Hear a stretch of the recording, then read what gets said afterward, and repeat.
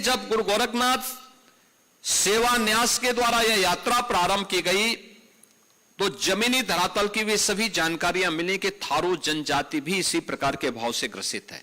और उसके बाद ही सरकार ने फिर पहले यात्रा के बाद जब कुछ हमें डाटा मिले कि क्या क्या स्थिति है, वास्तविक स्थिति क्या है जमीनी धरातल की, तब हम लोगों ने फिर तय किया कि भाई थारू, मुसहर, कोल, गौड़, चेरो, सहरिया, बुक्सा, ये जितनी जनजातियां हैं इन सभी जनजातियों को हम 100% सिचुरेट करेंगे, यानी सभी प्रकार की सुविधाओं से आच्छादित करेंगे।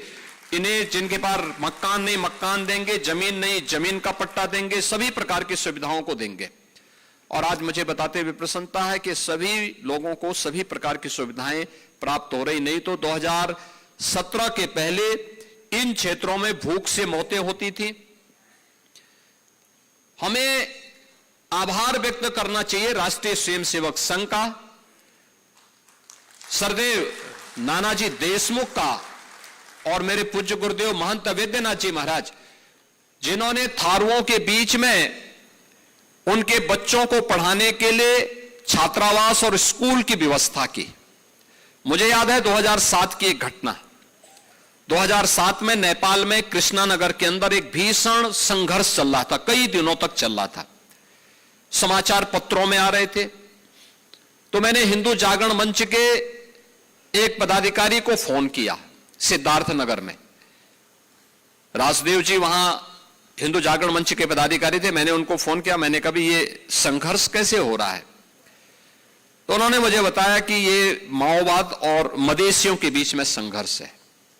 मैंने कहा माओवादी कौन है और मदेशी कौन है? तो उन्होंने मुझे बताया कि मदेशी हैं जो भारतीय मूल के लोग नेपाल की तराई में बसे हैं, और मैंने कहा माओवादी, उन्होंने कहा थारू जनजाति के लोग जो नेपाल के अंदर हैं वे सब माओवादियों की ओर से लड़ रहे हैं। और मुझे लगता है काफी बड़ी संख्या में वहां हत्याएं हुई थी, काफी भयंकर खूनी संघर्ष हो रहे थे।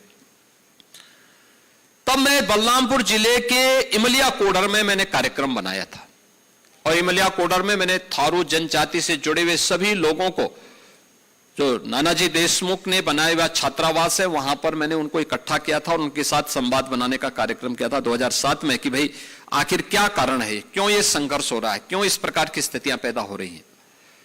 और मुझे यह सुनकर के सुखद अनुभूति हुई कि भारत के रहने वाले सभी जितने भी थारू जनजाति से जुड़े हुए लोग थे, इन्होंने कहा साहब देखिए, उस समय की सरकारें उनका सुध भले ही न ले रही हो, लेकिन उन्होंने इस बात को कहा था कि हमारे लिए नानाजी देशमुख की संस्था दीनदयाल उपाध्याय शोध संस्थान के द्वारा, राष्ट्रीय स्वयंसेवक संघ के द्वारा, मां पाटेश्वरी मंदिर देवी पाटन के द्वारा और उससे जुड़ी हुई संस्थाओं के द्वारा उनके लिए कार्य किया जा रहा है। और हम लोग भारतीय हैं, पहले भारतीय हैं, और हम भारत की आन मान और शान के विरुद्ध किसी भी प्रकार का कोई षड्यंत्र स्वीकार नहीं करेंगे।